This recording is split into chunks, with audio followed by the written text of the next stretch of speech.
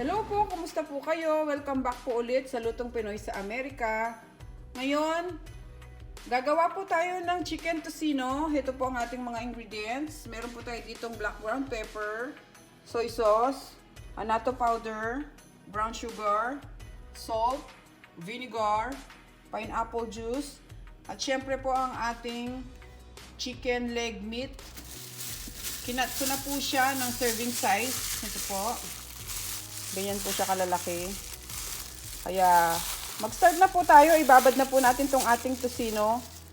Lalagay ko po siya dito sa container. Gusto ko po kasi yung may takip. Tapos lalagay po natin sa ref. Okay, magsimula na po tayo.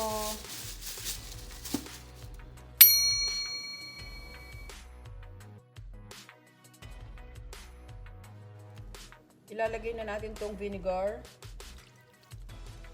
Pagsama-samahin na natin lahat. Itong ating Anato powder. Kung gusto nyo gumamit ng food coloring, pwede rin kayong gumamit.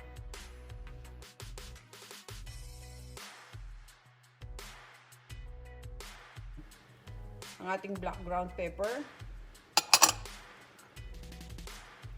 Soy sauce. Salt. Brown sugar. Mix muna natin siya.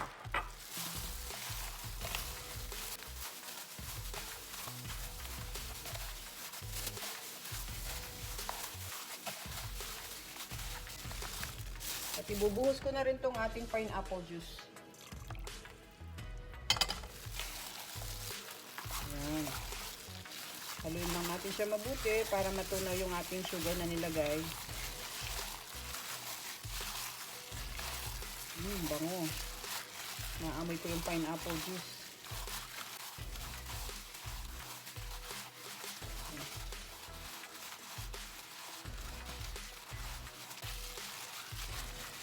Ngayon nahalo na natin lahat.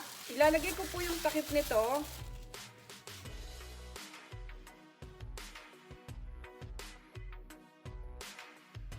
Ilalagay na natin siya sa ref, pero bukas hahaluin natin siya. Ipapakita ko po sa inyo. Okay? Salamat po. Okay guys, after 24 hours, ito i-check natin yung ating tocino. Ayan na siya. Hahaluin lang natin siya ngayon kasi bukas pa natin siya lulutuin. I-mix natin para yung mga nasa taas na iba maglasa din siya. Yan, ang tocino ito talaga siya. Oh. Kasi kaya 2 days ang pagbababad natin sa kanya para talagang malasang-malasa siya. Okay. Tatakpan ulit natin siya guys. Pagkatapos,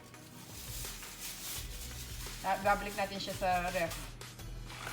Bukas ng umaga, babalikan ko kayo. Salamat po.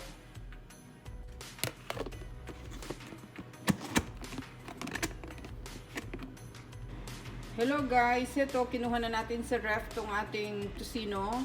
Today is Friday, kaya lulutuin na natin siya. Ayan siya. Hahaluin ko lang bago ko siya ilagay sa ano.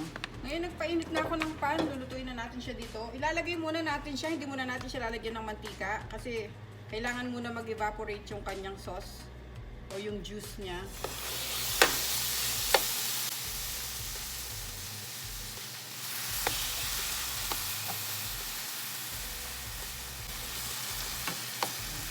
Yan lang ang lulutuin ko ngayon kasi konti lang kailangan namin. Ilalagay ko lang ito sa ziplock tapos i-freezer ko. Bigyan ko pa ng isa.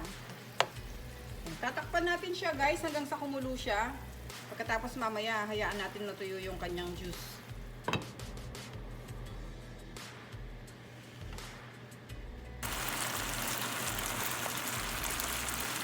Ayan. Medyo natutuyo na yung kanyang juice. Halu-haluin lang natin. Stir lang natin siya.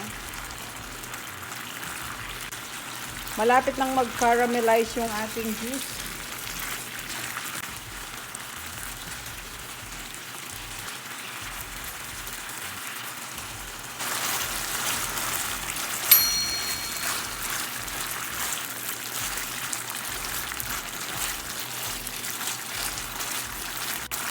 Ngayon hinaan na natin yung ating apoy kasi nagka-caramelize na siya. At halu-haluin lang natin para hindi masunog.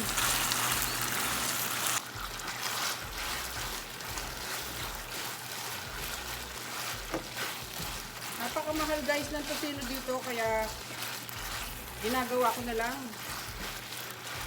Madali lang naman siyang gawin eh. Maghihintay ka lang ng ilang araw para talagang lasang-lasa siya. Ayan. Hinaan na natin yung ating apoy kaya hintayin na lang natin siyang matuyo. Ngayon sa puntong ito pwede na ako maglagay ng olive oil. Olive oil ang ilalagay ko. Para hindi siya dry mamaya pag ano siya.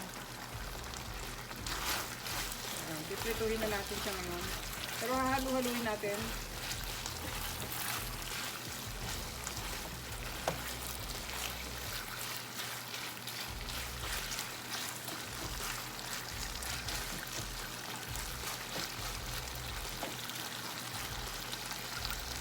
Ito guys, dun sa kalahati ng ating ginawang tocino, 2 pounds yun. Itong 1 pound, ginawa ko siyang, nilagay ko siya dito sa ziplock, nakagawa ko ng dalawang plastic. Lalagay ko siya sa freezer para kung gusto naming magluto ng konti lang, pwede siyang iluto. Ito, oh. Yan, lalagay lang natin siya sa freezer. Hayaan lang natin siya dun.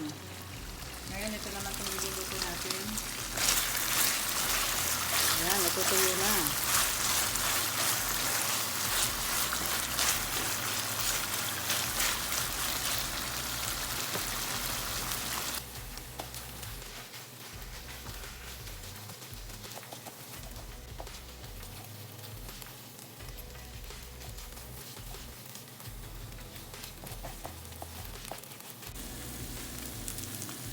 Yan, ngayon, luto na itong ating tocino. Tatanggalin na natin siya dito.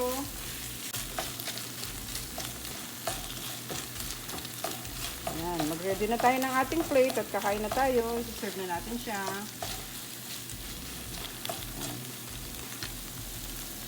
Ngayon guys, ilalagay ko na siya sa plate.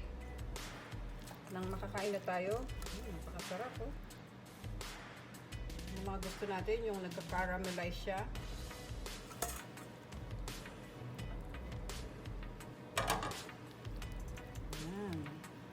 Naglagay lang ako ng itlog na maalat at saka kamatis. Kaming mga Kapampangan, ganyan ang gusto namin. Yung aming tocino may itlog na maalat at saka kamatis para mag-balance yung alat at saka tamis.